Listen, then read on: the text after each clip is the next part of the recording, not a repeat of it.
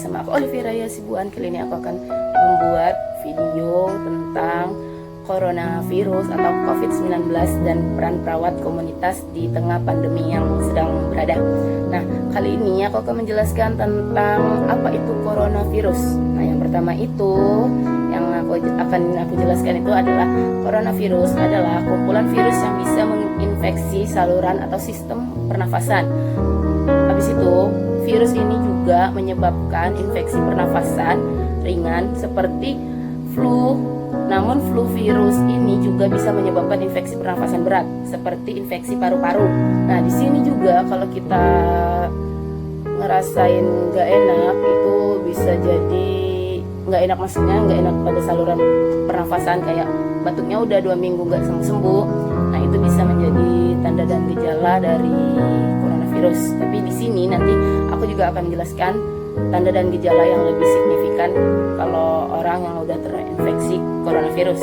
Di sini ada etiologi dari coronavirus. Etiologi itu atau penyebab dari coronavirus itu.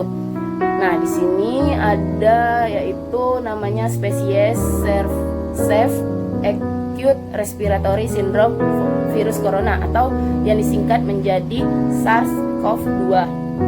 Nah, di sini itu menurut WHO 2020. Di sini juga saya akan menjelaskan tentang manifestasi klinis atau tanda dan gejala yang sering dialami sama pasien-pasien yang mengalami atau terinfeksi virus corona. Nah, di sini ada tanda dan gejala yang ringan. Yang pertama itu demam melebihi 38 derajat Celcius, terus batuk kering yang enggak sembuh, terus yang ketiganya sesak nafas. Nah, kalau udah ada 3 tanda gejala itu, kalian bisa karantina diri dulu untuk menghindari penyebaran virus ke orang lain. Tapi kalau udah ngerasa membaik, gak ada tanda gejala itu lagi, kalian boleh bertemu orang atau banyak-banyak konsumsi vitamin, terutama kayak vitamin C untuk yang tenggorokannya yang kering atau sariawan-sariawan gitu. Nah, di sini juga ada beberapa tanda dan gejala yang jarang sih ditemui ke pasien-pasien, tapi ini juga tanda dan gejala dari coronavirus.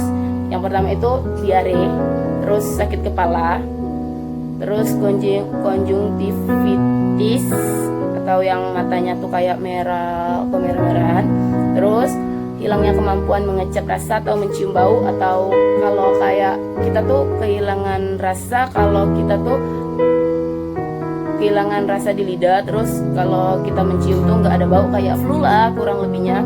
Terus ruam di sekitar kulit, kayak kemerah-merahan di sekitar kulit yang nggak kunjung sembuh, itu juga bisa menjadi salah satu tanda dan gejala dari virus corona. Nah, gejala-gejala COVID-19 ini umumnya muncul dalam waktu 2 hari sampai 2 minggu pada penderita virus yang terpapar virus corona. Jadi selama kalian mengalami atau kalian memiliki tanda gejala dari yang udah aku bacain tadi, kalian bisa mengkarantina diri dulu selama 14 hari untuk menghindari penyebaran virus ataupun untuk menghindari kalau kalian tuh terpapar virus juga, memaparkan virus ke orang lain. Nah, di sini juga ada komplikasi yang sering terjadi pada pasien-pasien yang mengalami coronavirus atau yang udah terinfeksi penyakit coronavirus ini. Yang pertama itu adalah infeksi paru-paru atau pneumonia. Terus yang kedua ada infeksi sekunder pada organ lain, bisa jadi ke organ jantung ataupun ke organ yang di sekitar paru. Terus miokarditis. Yang keempat itu ada kerusakan hati. Yang kelima ada gagal ginjal. Yang keenam ada acute cardiac injury. Terus yang ketujuh ada acute respiratory distress syndrome atau itu kayak distress pernafasan. Terus yang ke-8, yang terakhir itu pasien yang mengalami coronavirus itu bisa mengalami kematian atau meninggal dunia karena komplikasi yang sudah parah yang dialami sama pasien tersebut. Nah, selanjutnya juga di sini ada penyebaran virus corona ini. Ada tiga cara coronavirus ini menyebar.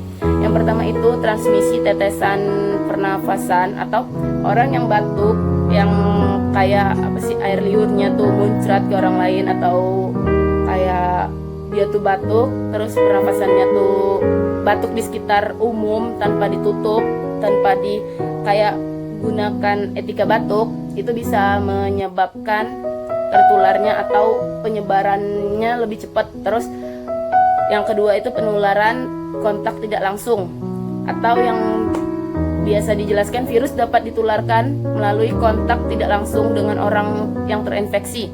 Tetesan yang mengandung virus disimpan di permukaan objek, atau orang yang mengalami atau orang yang terinfeksi coronavirus itu kayak dia tuh batuknya tuh muncrat, atau kayak di HP atau di alat-alat yang biasa bisa dipinjam orang lain. Nah, itu untuk dihindari kayak kita minjem barang orang lain, karena kalau dia batuk di sekitar permukaan alat tersebut terus kita pegang, nah itu bisa menyebabkan penyebaran virus corona juga. Terus yang ketiga itu ada coronavirus. Coronavirus ini tapi ini jarang ya, terdeteksi dari tinja pasien, atau yang sering dibilang yang kotoran yang dikeluarkan pasien itu bisa menyebabkan penyebaran juga dari tinja dan oral. Dari tinja atau dari mulut ya, jadi intinya dari mulut itu batuk, dari tinja ya pengeluaran yang dibuang sama orang yang terinfeksi virus corona. Terus di sini ada juga penanganan untuk pasien virus corona ini. Yang pertama itu penanganan yang pertama adalah kita bisa melakukan asimptomatis atau gejala ringan pada pasien yang berusia 70 tahun ke atas tanpa faktor risiko atau tanpa memiliki risiko yang begitu parah. Terus yang kedua, gejala ringan berusia kurang dari 70 tahun pada pasien yang kurang dari 70 tahun dengan faktor risiko dan gejala demam, kayak batuk, sesak nafas, serta ronsen menunjukkan pneumonia. Di sini bisa menggunakan obat-obatan darunavir atau ritonavir.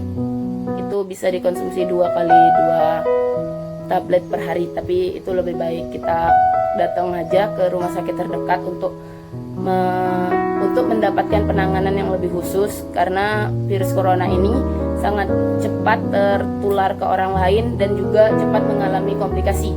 Nah, di sini juga sering dilakukan sama kayak di rumah sakit itu pneumonia beratnya udah ke pneumonia berat tuh, atau gagal hemodinamik. Ini biasanya dilakukan terapi ARDS. Ini juga di rumah sakit ya teman-teman. Nah, selanjutnya juga ada penata laksanaan untuk coronavirus ini.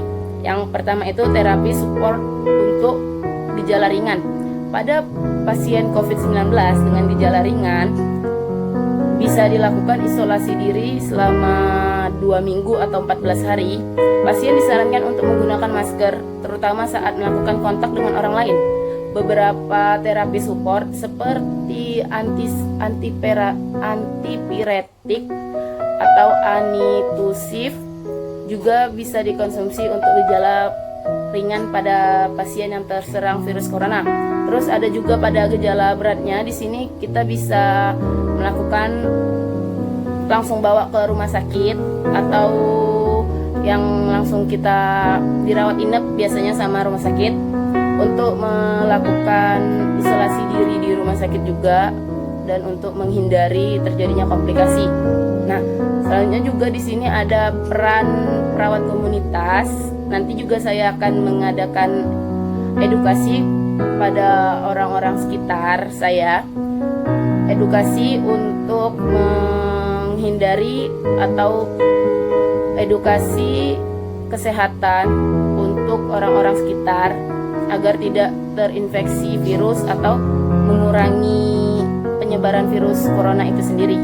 Nah, yang pertama itu yang biasanya dilakukan pada edukasi yang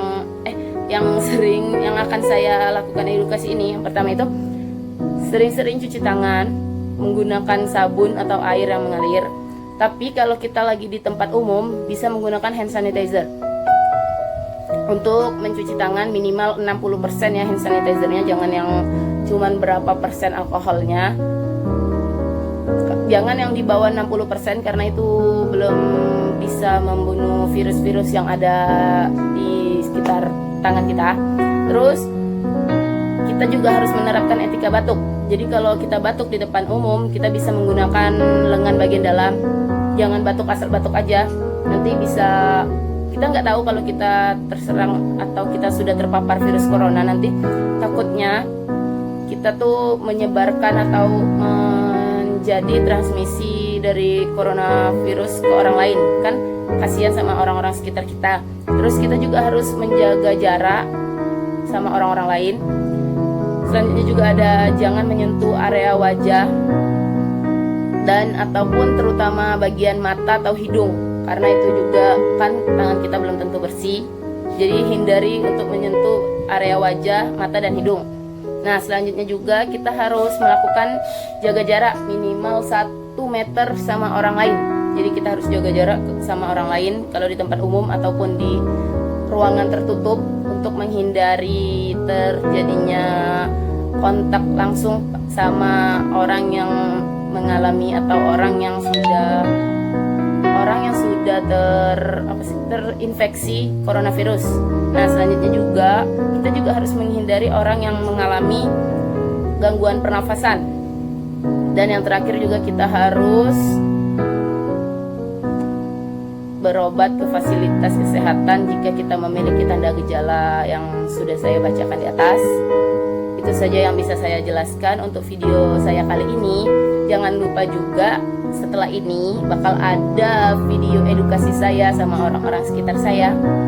Nah, lebih dan kurang saya mohon maaf. Bye-bye.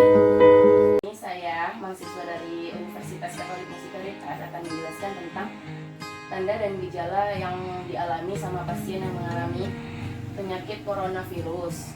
Nah, tetapi selain tanda dan gejala, di sini juga saya akan menjelaskan tentang cara atau edukasi untuk kita mencegah terserangnya penyakit virus corona. Nah, di sini yang pertama yang kita lakukan sering-sering cuci tangan. Jadi kalau ibu-ibu lagi keluar rumah, di sini disarankan untuk kita mencuci tangan menggunakan hand sanitizer ya. Kalau kita menggunakan air, belum tentu di setiap ruangan atau di setiap lokasi yang tempat kita tuju ada hand sanitizer. Nah, maksudnya ada air ya. Nah, ini hand sanitizer, ibu-ibu bisa ambil sedikit-sedikit hand sanitizer yang sudah disediakan. Di sini suster juga akan ngajarin cara cuci tangan yang benar. Nah, ini dituang secukupnya aja. Udah. Yang pertama kita digosok gini. Terus yang keduanya gini. Langkah kedua. Langkah ketiganya kayak ini. Langkah keempat. Nah, langkah kelimanya sama jempolnya kiri kanan ya. Terus langkah keenamnya. Nah, selesai.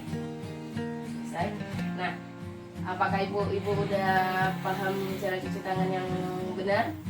Paham. Nah, selanjutnya di sini juga saya akan menjelaskan tentang kita juga harus menghindari orang-orang yang sedang mengalami gangguan pada saluran pencernaannya kayak batuk atau bersin-bersin. Itu harus dihindari karena itu bisa menjadi salah satu tanda dan gejala dari coronavirus.